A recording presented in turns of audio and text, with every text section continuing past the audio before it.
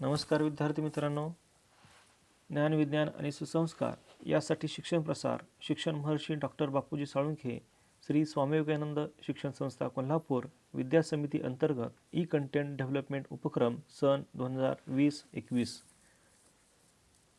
विद्यार्थी मित्रांनो, आज आपण सरकारी कंपनीचे दोष किंवा तोटे यांविषयीची माहिती या ठिकाणी आजच्या लेक्चरला जाणून घेणार आहोत।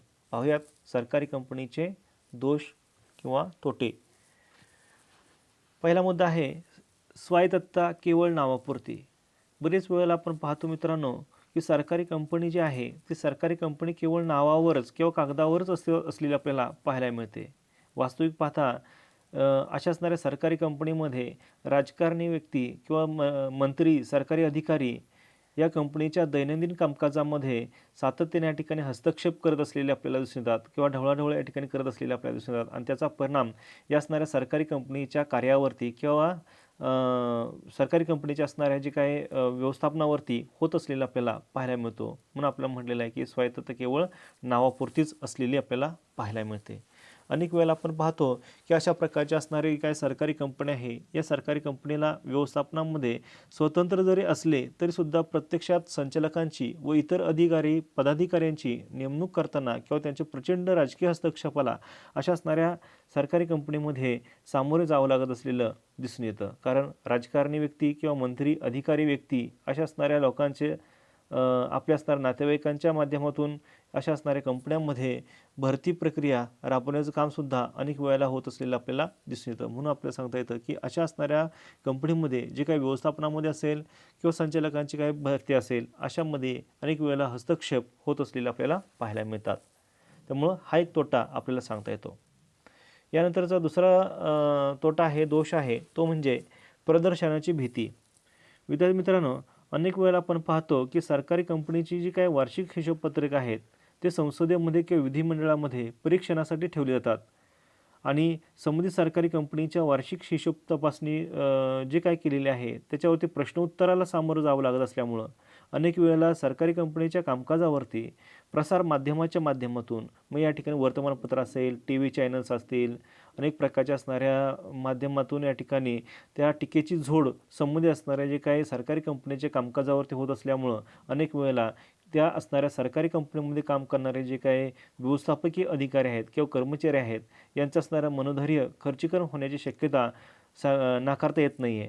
म्हणून आपल्याला सांगता येतं की व्यवस्थापनामध्ये नाविन्यपूर्णता जर आणायची जर असेल तर अशा वेळेला नव्याने नवीन काही संकल्पना सुधारण्याबाबत विचार आहेत ते विचार करूनसुद्धा अनेक वेळेला अशा प्रकारचं या ठिकाणी खच्चीकरण होत असल्यामुळं किंवा माध्यमाकडून या ठिकाणी अनेक वेळा त्याचं कर्मचाऱ्यांचं मनोधैर्याचं खच्चीकरण होत असल्यामुळं त्याचा परिणाम असणाऱ्या संबंधित सरकारी कंपनीवरती होत असलेला आपल्याला पाहायला मिळतो। अनेक वेळेला कामकाज आहे ते कामकाजामधील जे काही कार्य आहे ते कार्यावरती ताशेरे ओढले जातात। अशा वेळेला या ठिकाणी सुद्धा त्याचा परिणाम संबंधित असणाऱ्या जी काही प्रदर्शनाची भीती आहे ती भीतीवर निर्माण होण्याची शक्यता सांगता येते।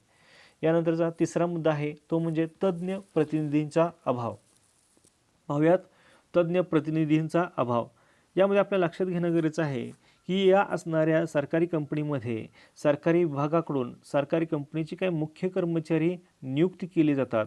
अशा असणाऱ्या कर्मचारीच्या नियुक्ती केलेल्या कर्मचाऱ्यांना साधारणपणे या ठिकाणी त्यांना त्यांच्या कार्याबाबत या ठिकाणी अनुभव असेलच असं सांगता येत नाही। परंतु या प्रतिनिधींमध्ये अनुभव किंवा वचनबद्धतेचा अभाव असल्यामुळं त्यामुळे कंपनीची जी काही कार्यक्षमता आहे ती कार्यक्षमता कमी होण्यास मदत होऊ शकते आणि त्याचाच परिणाम म्हणून संबंधित असणाऱ्या कंपनीच्या कार्यावरती होत असलेला आपल्याला दिसून येतो। कारण आपल्याला लक्षात घेणं गरजेचं आहे की अनेक वेळेला या सरकारी कंपनीला संसदेमध्ये किंवा जनतेला या ठिकाणी जरी जबाबदार नसल्या तरीसुद्धा या कंपनीच्या कामकाजाबद्दल चौकशी किंवा छाननी आहे ती छाननी या ठिकाणी केली जात असल्यामुळं अनेक वेळेला या असणाऱ्या कंपनीच्या कामकाजाबद्दल माहिती नसल्यामुळं अनेक वेळेला या ठिकाणी अशा प्रकारच्या असणाऱ्या जे काही प्रतिनिधी म्हणून किंवा प्रत्यक्ष या ठिकाणी कर्मचारी आहेत ते कर्मचारी म्हणून काम करणार आहेत अशा असणाऱ्या कर्मचाऱ्यांच्यामधील असणारे जे काही प्रेरणा आहे ते प्रेरणेचा अभाव असल्यामुळं किंवा पुढाकार घेण्याचं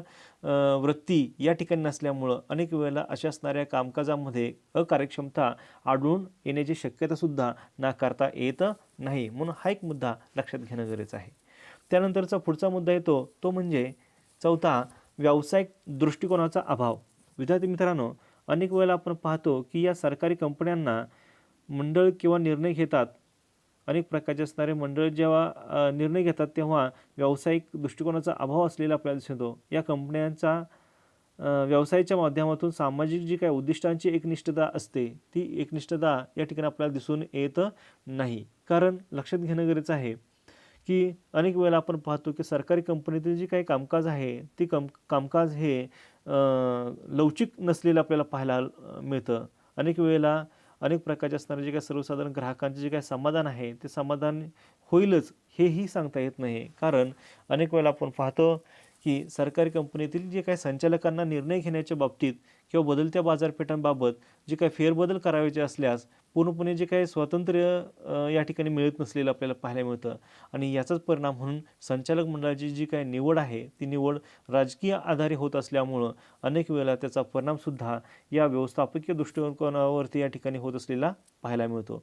म्हणून आपल्या लक्षात घेणं गरजेचं आहे की मोठ्या प्रमाणावरती जी काही व्यवसायामध्ये साधनसामुग्रीचा जो काय अपव्यय आहे किंवा गैरवापर आहे तो गैरवापरसुद्धा अशा प्रकारच्या असणाऱ्या व्यवस्थापकीय किंवा व्यावसायिक दृष्टिकोनाच्या अभावामुळं अनेक प्रकारचा परिणाम या असणाऱ्या कार्यावरती होत असलेला दिसून येतो. कारण सामाजिक बांधिलकी जोपासत असताना सामाजिक उद्दिष्टांची जी काही एकनिष्ठता आहे ती एकनिष्ठता पूर्ण होईलच ह्याचाही सुद्धा या ठिकाणी अभाव असलेला आपल्याला पाहायला मिळेल किंवा दिसून येत असलेला आपल्याला पाहायला मिळतो. म्हणून विद्यार्थी मित्रांनो, अशा प्रकारच्या असणाऱ्या सरकारी कंपनीमध्ये अनेक वेळेला अनेक प्रकारच्या समस्यासुद्धा जाणवण्याचा प्रयत्न होत असलेला दिसून येतो. धन्यवाद मित्रांनो. यानंतर आपण पुढील तासाला बहुराष्ट्रीय कंपनी म्हणजेच मल्टीनॅशनल कंपनी यांविषयीची माहिती या ठिकाणी जाणून घेऊयात. तत्पूर्वी धन्यवाद.